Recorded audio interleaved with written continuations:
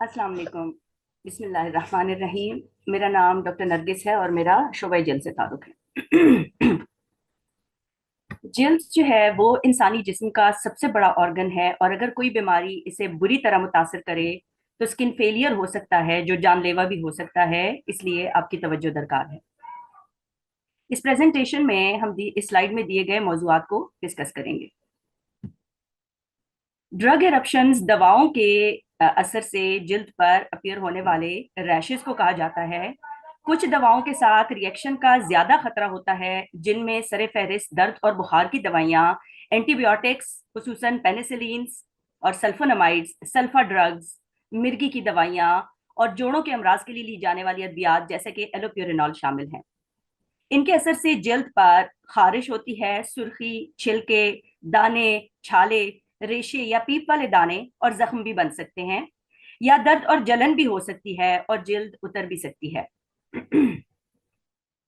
इनमें जो कम पेचीदा सूरतें हैं उनमें एक्जेंथम आता है, जिसमें जल्द पर सुर्ख दाने या लाली आती है। अर्टिकेरिया है, जिसमें जल्द पर सूजन, लाली और द्रपड़ बनते हैं। फिक्स ड्रग इरप्शन है, जिसमें एक मखसूस दवाई बार बार इस्तेमाल करने से एक खास जगह पर बार बार लाली या जामन रंग के, पर्पल कलर के या रेड कलर के निशान बनते हैं। इसके अलावा फिर पेचीदा सूरतें हैं, सिवियर कंडीशंस हैं, जिनमें एक्यूट जनरलाइज्ड एक्जेंथेमेटस पस्टुलोसिस है, जिसमें रेशे वाले दाने बनते हैं और छिलके उतरते हैं और बदन पर फैलते चले जाते हैं और इसके साथ बुखार भी होता है। Drug rash with eosinophilia and systemic symptoms, जिसे हम ड्रेस कहते हैं, ये आता है जिसमें सुर्ख दाने या लाली जिल्द के 50% से ज्यादा हिस्से पर फैल जाती है और इसके साथ बुखार भी होता है और अंदरूनी अज़ा भी मुतासिर होते हैं, जैसे जिगर, गुर्दे, दिल, फेफड़े वगैरह, और खून में ईओसिनोफिल्स की तादाद बढ़ जाती है। ईएम आता है जिसमें ऐसे टारगेट जैसे निशान बनते हैं, ये जो आप देख रहे हैं, और ये खुसूसन हाथों पैरों के ऊपर यानी एक्रल एरियाज में आते हैं। अगर ये ज्यादा जिल्द पर फैल जाएं और इसके साथ आंखों, नाक, मुंह या छोटे बड़े पेशाब वाली जगह पर जख्म बने तो फिर इसे हम स्टीवन जॉनसन सिंड्रोम या एसजीएस कहते हैं और ये इससे पेचीदा सूरत है। और अगर ये और भी सिवियर हो जाए तो फिर 30% से बॉडी सरफेस एरिया पे या तो रैश फैल जाए और या इसके साथ जगह जगह से जिल्द उतरना शुरू हो जाए, तो इसे हम टॉक्सिक एपिडर्मल नेक्रोलाइसिस या टेन कहते हैं। फिर इरिथ्रोडर्मा भी एक सिवियर कंडीशन है जिसमें रैश 90% से ज्यादा जिल्द पर फैल जाता है और सुर्ख दाने बनते हैं या लाली आती है, साथ में छिलके उतरते रहते हैं। हाथों पैरों की जिल्द मोटी होकर इस तरह उतर भी सकती है। ये मुख्तलिफ वजूहात की वजह से होता है, जिसमें से रैश एक कॉज है और ये भी सिवियर कंडीशन है। इन पेचीदा हालतों में मरीजों को बर्न या जले हुए मरीजों की तरह इंतहाई निगहदाश्त में रखना होता है, वरना इनसे मौत भी वाकया हो सकती है। और इन तमाम हालतों में डॉक्टर को दिखाना जरूरी है। कम पेचीदा हालत में सिर्फ ओपीडी से इलाज हो सकता है, जिसमें सबसे अहम बात ये जानना है कि किस दवाई से रिएक्शन हुआ है। मरीज को चाहिए जब डॉक्टर के पास आए तो कम से कम 2 से 3 महीने से इस्तेमाल की जाने वाली तमाम नई पुरानी अद्वियात साथ लेकर आए। ज्यादातर ये नई शुरू की जाने वाली अद्वियात के साथ होते हैं ये रैशेस, लेकिन पुरानी अद्वियात के साथ भी हो सकते हैं। डॉक्टर को चाहिए कि रिएक्शन जिस दवाई से हुआ हो उसका नाम मरीज को एक पर्ची पर लिख के दिया जाए, ताकि उससे वो हर वक्त अपने पास रखे और फ्यूचर में उस दवाई का इस्तेमाल ना किया जाए और रैशेस से बचा जा सके। इसके अलावा वक्ती तौर पर आराम देने के लिए इमोलियंट्स, ओरल एंटीस्टामीन्स और हाइड्रोकोर्टिसोन लोशन जो है ना, वो मरीज को दिया जा सकता है। फिर ब्लिस्टरिंग रैशेज हैं जिनमें जिल्द पर छाले बनते हैं। ये छाले जिल्द के अलावा मुंह, आंखों, नाक और छोटे बड़े पेशाब वाली जगह पर भी बन सकते हैं। इनमें ईबी शामिल है जो कि ज्यादातर बच्चों में होता है और मरूसी होता है। इसमें जिल्द पर रगड़ पड़ने से छाले बनते हैं। फिर पेम्फिगस है, ये बड़ों में होता है और इसमें नर्म छाले बनते हैं जो जल्दी ही टूटकर जख्म बन जाते हैं और फिर भरते नहीं और बढ़ते चले जाते हैं। फिर बुलस पेम्फिगोइड है जो बड़ी उम्र के लोगों में होता है और इसमें सख्त छाले बनते हैं, इंटेक्ट ब्लिस्टर्स आपको मिलते हैं जैसे आप देख सकते हैं यहाँ पर। फिर डर्मेटाइटिस हर्पिटिफॉर्मिस है जो कि सीलियक डिजीज के साथ अमूमन आता है, और इसमें जो है ना इसका ताल्लुक गंदम की एलर्जी से होता है, और इसमें शदीद खारिश वाले दाने, जख्म या छाले बनते हैं कोहनियों, घुटनों और कूलों की जिल्द पर।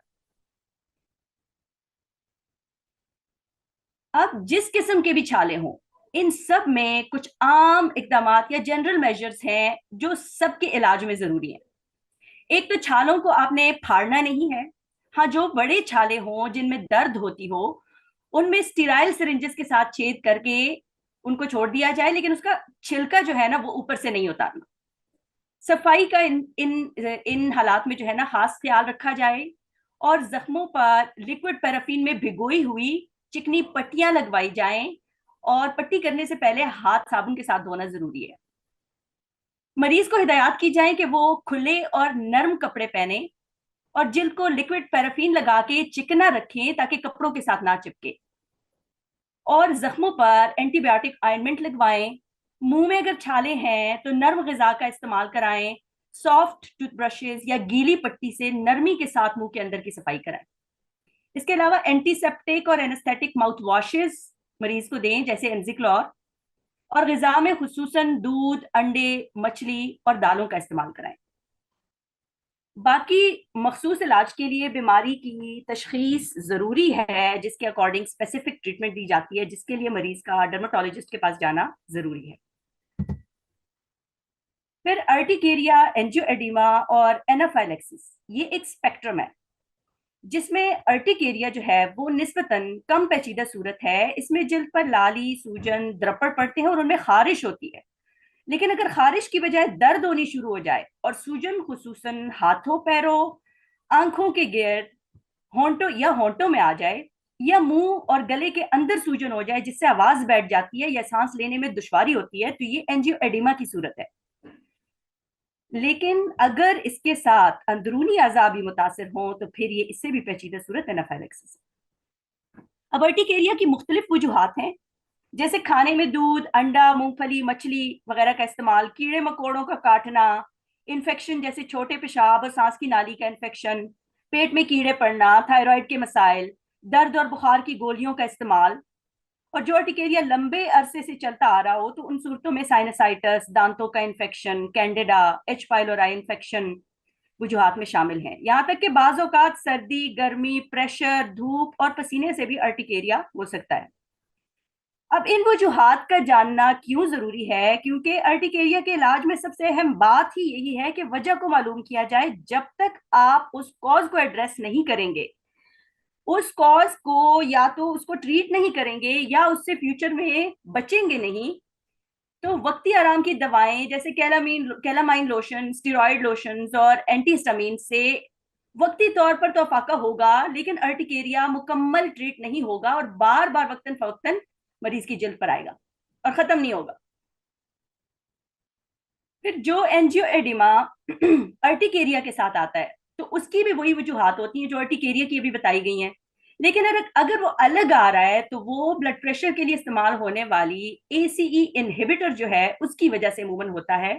तो मरीज से उसकी हिस्ट्री लेना और उसको रिप्लेस कराना किसी दूसरी मेडिसिन के साथ जरूरी होता है, या फिर ये हेरिडिटरी भी हो सकता है। अब एंजियोएडिमा जो है ये सीरियस सिचुएशन इसलिए है कि इसमें सांस बंद हो सकती है और ऐसे मरीज को अस्पताल में रखना जरूरी है ताकि पेचीदगियों को संभाला जा सके। इनको इंजेक्टेबल एंटीहिस्टामिन्स और स्टेरॉइड्स दिए जाते हैं। जब बेहतरी आ जाती है तो फिर इनको ओरल मेडिकेशंस के साथ घर भेज दिया जाता है। अब अगर मरीज को बदन में कमजोरी महसूस हो, सर में दर्द हो, चक्कर आए, जहनी तनाव या उलझन, कंफ्यूजन सी होने लगे और बेहोशी तारी होने लगे, और इससे पहले जिन चीजों से पेशेंट को एलर्जी है उनमें से किसी चीज का सामना हुआ हो, जैसे किसी कीड़े मकोड़े ने काटा हो, तो ये एनाफाइलेक्सिस है और इसका फौरी इलाज जरूरी है, वरना ये जानलेवा है। इसमें इसमें मरीज शॉक में चला जाता है और शॉक की पहले तो मैनेजमेंट गुजर चुकी है, उन सब चीजों का तो ख्याल रखना ही होता है इसमें, जैसे एयरवे, ब्रीदिंग, सर्कुलेशन वगैरह। इसके साथ साथ जल्द अज जल्द आईएम एड्रेनलिन जो है उसकी शॉट देनी होती है। और अगर इसके साथ बेहतरी ना आए तो 5 मिनट बाद इसको दोबारा रिपीट भी कर सकते हैं। इसकी जो एडल्ट्स में डोज है वो 0.3 to 0.5 mg है, और जो बच्चों में है वो 0.01 mg है। और इसके बाद मरीज को जल्द अज जल्द हॉस्पिटल शिफ्ट करना होता है ताकि उसको फौरी जो है ना वो ट्रीटमेंट मिल सके उसके हिसाब से। फिर एस या स्टेफलोकोकल स्कार्डेड स्किन सिंड्रोम है। इसको स्कार्डेड कहते ही इसीलिए हैं कि इस तस्वीर पे आप फोकस करें तो बिल्कुल बर्न के पेशेंट के साथ रिजेंबल ये कर रहा है। और इसमें जो है ये इन्फेक्शन है स्टेफोरियस का, जो अमूमन आंख, नाक, गला, कान या नाक के छोटे से इन्फेक्शन से बढ़कर फिर जिल्द को बुरी तरह मुतासर करता है, और जिल्द जो है उसमें दर्द होने लगती है, जलन होती है, और जगह जगह से उतरती रहती है। और इसके साथ जो है ये अमूमन जो है ये बच्चों में होता है, लेकिन ये बड़ों में भी हो सकता है। और मरीज को जल्द अज जल्द जो है ना डर्मेटोलॉजिस्ट के पास, डर्मेटोलॉजिकल यूनिट में भिजवाएं, क्योंकि बर वक्त अगर इलाज नहीं करेंगे तो ये कंडीशन भी खतरनाक हो सकती है। फिर पस्चुलर सोराइसिस ऑफ प्रेगनेंसी है। सोराइसिस जिल्द की बहुत एक आम बीमारी है, और इसमें जिल्द के खुलिये जल्दी जल्दी बनना शुरू हो जाते हैं, और जिसकी वजह से जिल्द मोटी हो जाती है और छिलके उतरते रहते हैं। और जब इसमें रेशे वाले दाने बनना शुरू हो जाते हैं तो ये पस्चुलर सोराइसिस है। अब हमल में हार्मोनल तब्दीलियों की वजह से पस्चुलर सोराइसिस आ सकता है, जो जिल्द के एक बड़े हिस्से पर फैल जाता है, इस तस्वीर में आप देख सकते हैं। और इसके साथ बहुत सी पेचीदगियां हो सकती हैं जिनके नतीजे में माँ और बच्चे दोनों की जान को खतरा हो सकता है।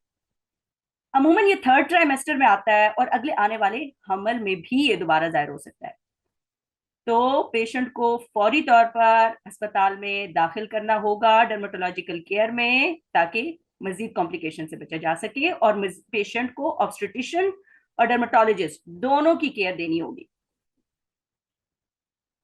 फिर इंट्राहेपेटिक कोलिस्टेसिस ऑफ प्रेगनेंसी है। ये हमल में हार्मोनल तब्दीली की वजह से खून में बाइल सॉल्ट्स का मिकदार बढ़ जाता है, जिसकी वजह से जिल्द पर शदीद खारिश होती है, खुसूसन हाथों, पैरों और पेट की जिल्द पर होती है। और देखने में आपको जो है ना एक्सकोरिएशंस या प्रूराइगो नोड्यूल्स यानी खुरचने से जो निशान बनते हैं वही आपको मिलेंगे।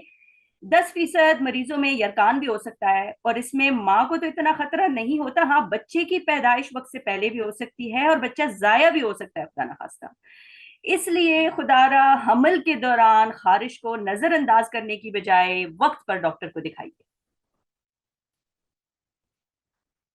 फिर आर्थ्रोपोड्स हैं, जिनमें कीड़े मकोड़े और मकड़ियां, माइट्स और टिक्स शामिल हैं। इनमें से कुछ डसकर अपना जहर बदन में दाखिल करते हैं, जिनको स्टिंगर्स कहा जाता है, जैसे मक्खियां और चूंटियां। ऐसी सूरत में पहले तो कार्ड की मदद से जो स्टिंगर होता है, ये मक्खी के काटने से पीछे रह गया है उसका स्टिंगर, तो जो स्टिंगर होता है उसको आपने सबसे पहले निकालना है, और तरीके से कि मजीद वेनम जो है ना वो ना फैले, मजीद जहर ना फैले। फिर साबुन और पानी से धोया जाए, इसको बर्फ की टकोर की जाए, जिससे दर्द, लाली और सूजन में कमी आ जाती है। कैलामाइन लोशन और एंटीस्टामिन इस्तेमाल कराया जाए।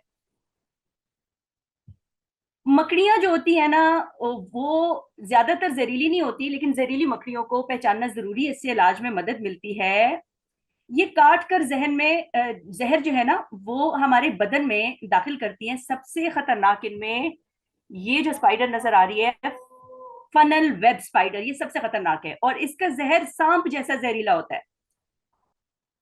और इसका जहर जो होता है ना वो जिल्द के साथ साथ अंदरूनी अज़ा को भी मुतासिर करता है। मुसलसल राल बहने शुरू हो जाती है, बेहोशी तारी हो सकती है, और फेफड़ों में पानी भी हो सकता है। तो इसमें जो फर्स्ट एड है वो वैसे ही है जैसे सांप के कांटे में होता है, जिसको हम कंप्रेशन बैंडेज या स्प्लिंटिंग कहते हैं। उसके स्टेप्स यहाँ पर शो किए गए हैं। फौरी तौर पर एक पट्टी जो है ना वो नीचे से ऊपर की तरफ आपने इतनी जोर से बांधनी है जैसे एड़ी मुड़ जाने पे एंकल स्प्रेन में बांधी जाती है, और जिस जगह पे काटा हुआ हो उसको आपने इसमें कवर करना है। और जितनी ऊपर तक बांधे उतना जो है ये बेहतर है। और इसके साथ साथ फिर एक लकड़ी या डंडा कुछ साथ में रखें और उसके गिर्द भी पट्टी बांधें, मकसद इसका ये होता है कि जिस जगह काटा हुआ है उसको टोटली इमोबिलाइज आप कर दें, क्योंकि हरकत करने से जो है ना ये जहर मजीद फैल सकता है। तो इसके बाद फिर मरीज को फौरी तौर पर जितनी जल्दी हो सके अस्पताल मुंतकिल करें, ताकि उसको एंटी वेनम मिल सके, जिससे जो है ना मजीद जो है वो कॉम्प्लिकेशंस ना आए। ये जो आप देख रहे हैं ये ब्लैक विडो स्पाइडर है। ये भी बहुत जहरीला होता है, जो जल्द के साथ साथ आसाबी निजाम और निजाम दौरान खून को बुरी तरह मुतासिर करता है। इसमें भी मुतासरा जिल्द को जो है ना साफ करके बर्फ की टकोर करनी है, और उसके बाद फिर फौरी तौर पर मरीज को अस्पताल जो है ना वो आपने भिजवाना है, ताकि एंटी वेनम उसको मिल सके। हाँ, इसमें प्रेशर बैंडेज जो है, जो पहले इसमें हमने टेक्निक बताई है, वो करने की जरूरत नहीं होती। ये ब्राउन रिक्लूज स्पाइडर है, जो कि पहले जो स्पाइडर्स मेंशन किए गए उनसे थोड़ा कम जहरीला है, लेकिन जिल्द पर जिसके काटने से सख्त तकलीफदेह असरात होते हैं, अंदरूनी अज़ा को ये मुतासिर नहीं करता, और इसमें भी वही जनरल मेजर्स अपनाने हैं जो पहले मेंशन हुए हैं। इसमें आप देख सकते हैं नॉन वेनमस इंसेक्ट्स की कुछ पिक्चर्स हैं, मॉस्किटो, फ्ली, ये जो है बेड बग्स या खटमल, और ये टिक आप देख सकते हैं। इनमें ये जो फ्लीज होते हैं ना, फ्लीज ज्यादातर वहां होते हैं जहां पालतू जानवर मसलन कुत्ता बिल्ली वगैरह हों, और ये बदन के जाहिरी हिस्सों के ऊपर जो है ना ये काटते हैं। ये जो बाइट्स आप देख रहे हैं ये फ्ली की बाइट्स हैं। तो पालतू जानवर जब रखें तो वक्तन फवक्तन उनको डीफ्ली करना जरूरी है, और सफाई का ख्याल खास तौर पर रखा जाए, इस तरह इनके कांटे से बचा जा सकता है। ये जो बाइट आप देख रहे हैं ये खटमल की या बेड बग की बाइट है। जो खटमल होते हैं ये फर्श या दीवारों की दरारों, बेड फ्रेम्स, मैट्रेसेस और फर्नीचर में रहते हैं, और अमूमन ये रात को काटते हैं और साथ ही अपनी थूक इंजेक्ट कर देते हैं, जिसमें सुन्न करने वाला मादा होता है। इसी वजह से फौरी तौर पर काटने का पता नहीं चलता। हाँ, कुछ घंटों या दिनों में सख्त खारिश और दाने आ जाते हैं, और छाले भी बन सकते हैं।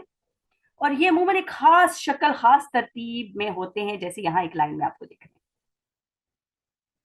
अब खटमल जब हो तो मुतासरा जगहों पर स्प्रे करवाएं, और कपड़ों और बेडशीट्स को गर्म पानी के साथ धोएं, और जहां पर काटा हुआ हो वहां पर जो है आप स्टीरॉयड क्रीम लगवा लें और एंटीहिस्टामिन्स दें, तो इससे जो है अफाका होगा। जो नॉन वेनमस इंसेक्ट्स इससे पहले हमने पिक्चर में दिखाए हैं, उनमें एक खास बात यह कि वो वेक्टर के तौर भी एक्ट कर सकते हैं, और कुछ डिजीजेस जैसे मलेरिया हो गया, डेंगू हो गया, या लिशमैनाइसिस उनको स्प्रेड कर सकते हैं।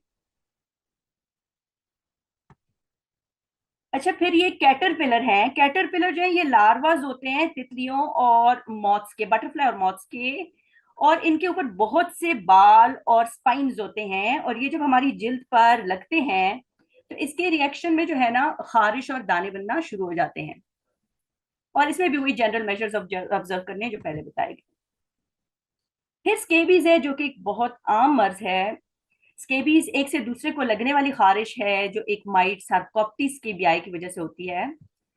और इसमें जो फीमेल माइट्स होती हैं वो कुछ खास जगहों में, जैसे हाथों की उंगलियों के दरमियान, हाथों पैरों की उंगलियों के दरमियान, कलाई पर, या जिल्द की तहों और फोल्ड्स में जो है ना वो बरोज बनाती हैं ऐसे।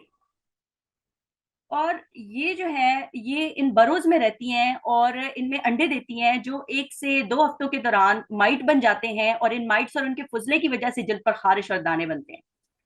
स्केबीज होने का इम्कान उन लोगों में ज्यादा होता है जो एक साथ बहुत सारे लोग एक घर में रहते हैं, या कुव्वत मुदाफियत की कमी, ग़िज़ाइयत की कमी, बेघर लोग, और जहां सफाई का खास ख्याल ना रखा जाए वहां होता है। और ये एक से दूसरे को सिर्फ हाथ लगाने या गले मिलने से नहीं होता, बल्कि क्लोज कांटेक्ट, एक साथ रहने, उठने बैठने, अज़दवाजी ताल्लुक से होता है। आम शक्ल में जिल्द पर आपको सिर्फ और सिर्फ खुरचने के निशान मिलते हैं, या फिर ये बरोज मिलते हैं। ये देखिए एक्सकोरिएशंस, और इस तरह बरोज होंगे।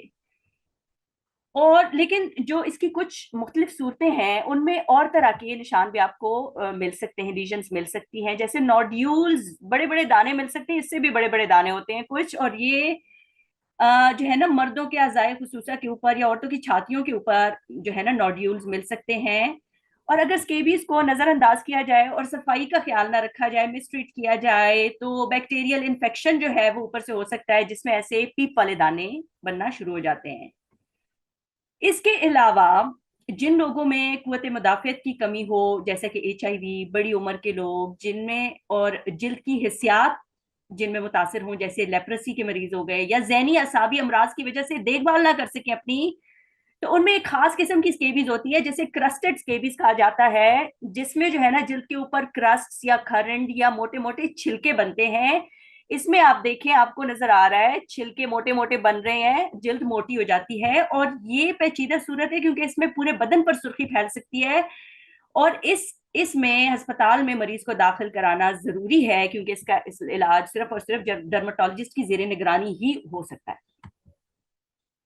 और ये स्केबीज की एक और फॉर्म है जिसे स्केबीज इनकॉग्निटो कहा जाता है, और ये वो शक्ल है जो लोगों की बेहतियाती और खुद इलाज करने की कोशिश में स्टेरॉइड्स लगाने की वजह से बनती है, और एक ऐसी शक्ल इख्तियार कर लेती है कि फिर डर्मेटोलॉजिस्ट को भी इसकी तशखीस और इसका इलाज करना मुश्किल हो जाता है। तो बराहे मेहरबानी ये जो प्रैक्टिस है कि इस दवा से मुझे भी अफाका हो गया है जी, आप भी इस्तेमाल करो, आप भी इस्तेमाल करो, और एक से दूसरे को प्रोपेगेट जो है ना वो चीज हो रही होती है, तो इस प्रैक्टिस को प्लीज खत्म किया जाए, क्योंकि इससे बाजों का तो ठीक है आपको फायदा हो जाता है, लेकिन ज्यादातर बीमारी मजीद कॉम्प्लिकेट हो जाती है। अच्छा, स्केबीज का जो इलाज है ना वो अमूमन 5% परमेथ्रिन लोशन से मुमकिन है, लेकिन अगर दी गई हिदायत के मुताबिक इस्तेमाल की जाए। जैसे हिदायत में ये शामिल है कि गर्दन से नीचे पूरे बदन पर लगाएं, कोई जगह भी रहने ना पाए, कम से कम 12 घंटे तक जरूर छोड़ें, अगर दरमियान में कोई हिस्सा धोएं तो वहां दोबारा लगाएं। और एक और चीज कि बच्चों में जो है ना चेहरे के ऊपर और सर के ऊपर भी लगाना लगाना जरूरी है, क्योंकि वो ब्रेस्ट फेड होते हैं। और 12 घंटे बाद नहाकर इस्तेमाल शुदा कपड़े और चादरें सब गर्म पानी से धोई जाएं, जो चीजें ना धुल सके उन्हें धूप में डालें, 3 दिन तक इस्तेमाल ना करें। और सब घर वाले एक साथ ही खारिश का जो है ना इलाज कराएं, चाहे उनको खारिश हो या ना हो, वो स्केबीज की ट्रीटमेंट सब साथ लें। फिर 5वें दिन इसी तरीके को दोबारा से दोहराएं। और हामला खवातीन में, हाँ, जो परमेथ्रीन लोशन होता है, हामला खवातीन में परमेथ्रिन लोशन से ज्यादा प्रेफरेबल और सेफ ऑप्शन जो है ना वो क्रोटामिटॉन और प्रेसिपिटेटेड सल्फर है, जो स्केबियन लोशन के नाम से अवेलेबल है। तरीकाकार इसका भी वही है जो इससे पहले जो माइट फ्री और मेलिन, जो कि परमेथ्रिन लोशन की वो है अवेलेबल फॉर्म्स है, उनका तरीकाकार। ये क्यों ये लाइनें बीच में आ रही हैं, इसकी मुझे समझ नहीं आ रही। अच्छा, फिर जो है एटॉपिक डर्माटाइटिस है। एटॉपिक डर्माटाइटिस जो है उसमें ये ज्यादातर 6 साल से कम उम्र बच्चों में होता है, लेकिन ये बड़ों में भी हो सकता है। उम्र बढ़ने के साथ साथ, यानी बड़े होने के साथ साथ, इसकी शिद्दत में जो है ना कमी वाक़या होती है। ज्यादातर इन बच्चों में ये होता है जिनके खानदान में मुख्तलिफ किस्म की एलर्जीज और दमे का मर्ज होता है, और इसमें बच्चे की जिल्द पैदाइशी तौर पर खुश्क होती है और मुख्तलिफ चीजों को जिल्द हसास हो जाती है, और उनसे ना बचने की सूरत में तकलीफ जो है वो बढ़ सकती है, जैसे कि खुराक में मछली, अंडे, दूध का इस्तेमाल, जिल्द खुश्क होने से, सर्दियों के मौसम में, या सर्फ और साबुन के ज्यादा इस्तेमाल से, पसीने या थूक से, काम वाले या ऊन वाले कपड़े पहनने से, जहनी तनाव या इन्फेक्शन से जो है ना ये बीमारी मजीद बढ़ सकती है। इसमें क्या होता है कि जिल्द खुश्क होती है, जिसकी वजह से खारिश होती है, दाने बनते हैं, दानों से पानी भी रसता है, और खरंड भी बन सकते हैं, छिलके भी बन सकते हैं, जख्म हो सकते हैं, और वक्त के साथ साथ जो है ना जिल्द मोटी होती चली जाती है। अब ये जो है ना बड़ों में और बड़े बच्चों में जो है ना उनमें ये फ्लेक्सर्स, यानी जो जोड़ों के अंदरूनी तरफ जो जिल्द होती है उसको खुसूसन उस पे अलामात आती हैं। फिर जो इन्फेंट्स, नौमौलूद बच्चे होते हैं, उनके चेहरे के ऊपर, जैसे यहाँ आपको नजर आ रहा है, चेहरे के ऊपर और सर के ऊपर भी इसके अलामात जाहिर हो सकती हैं। और जो क्रॉलिंग बच्चे होते हैं उनके एक्सटेंसर सरफेसेस के ऊपर भी जो है ना जोड़ों के बाहरी तरफ जो जिल्द है उसके ऊपर भी जो है अलामात जाहिर हो सकती हैं। अब इलाज में सबसे अहम चीज जो है वो ये है कि जिल्द को तर और चिकना रखना जाए। अच्छा, ये भी इसकी कुछ फॉर्म्स हैं कि देखें, इस सलाइवा की वजह से मुंह के गिर्द आ रहा है, और ये आंखों के गिर्द जो है ये आ रहा है, नेक के ऊपर है। अच्छा, इसमें अहम सबसे ये है कि जिल्द को आपने तर रखना है और चिकना रखना है, जिसका आसान तरीका चिकने साबुन का इस्तेमाल है, और बार बार बदन पर जैतून का तेल या लिक्विड पैराफिन या वैसलीन, कोई भी इमोलियंट, उसका इस्तेमाल है। फिर भी अगर खारिश काबू में ना हो और जिल्द में दरारें पड़ने लगे, सुर्खी आए, जलन हो, दर्द हो, तो डर्मेटोलॉजिस्ट के पास लेके जाएं ताकि वो इसका प्रॉपर इलाज कर सके। और ये लास्ट स्लाइड है जिसमें नेपी रैश को एड्रेस किया गया है, जो कि बहुत कॉमन है। नेपी रैश इन्फेंट्स में, बच्चों में जो है प्रेजेंट करता है जहां डायपर इस्तेमाल होता है, और ये उस जगह पे आता है जहां पर डायपर बांधा जाता है, और वहां पर लाली आती है या दाने बनते हैं या जख्म बनते हैं और इनमें शदीद जलन होती है। अमूमन तस्वुर ये होता है कि ये डायपर के रिएक्शन को हो रहा है, जबकि ऐसा नहीं है। ये गीला रहने की वजह से होता है और इसका इम्कान कपड़े की नैपी के साथ ज्यादा होता है बनिस्बत डिस्पोजेबल नैपी के। लेकिन जिल्द पर इन्फेक्शन का इम्कान भी बढ़ जाता है जब ये जिल्द गीली रहती है। तो इस वजह से इसकी कोई ऐसी एक ट्रीटमेंट नहीं है कि जो जिस तरह माएँ एक ट्रीटमेंट बस एक चीज उठा के हर एक को दे रही होती है कि आप इसको लगाएं तो बस ये नैपी रैश ठीक हो जाएगा। तो इसमें जो आसान हल जो इसका है वो ये है कि वक्तन फवक्तन डायपर को देखा जाए, गीला महसूस हो फौरन बदलें, जिल्द को खुश रखें, और डायपर पहनाने से पहले जो है ना बैरियर क्रीम्स लगाएं, जैसे कि वैसलीन हो गया या जिंक ऑक्साइड पेस्ट जो सूडो क्रीम के नाम से अवेलेबल है वो, या फिर लिक्विड पैराफिन या जैतून के तेल का इस्तेमाल करें। उसके बाद डायपर जो है वो बच्चे को बांधें। तो इस तरीके से इस रैश से बचा जा सकता है। हाँ, एक दफा रैश हो जाए तो इधर उधर की दवाई लगाने की बजाय बराहे करम डर्माटोलॉजिस्ट के पास लेकर जाएं, क्योंकि ये आम नेपी रैश की वजह से की बजाय जो है ना ये कोई सीरियस बीमारी भी हो सकती है जिसके लिए स्पेसिफिक ट्रीटमेंट की जरूरत हो। उम्मीद है आपको इस प्रेजेंटेशन से फायदा होगा। शुक्रिया।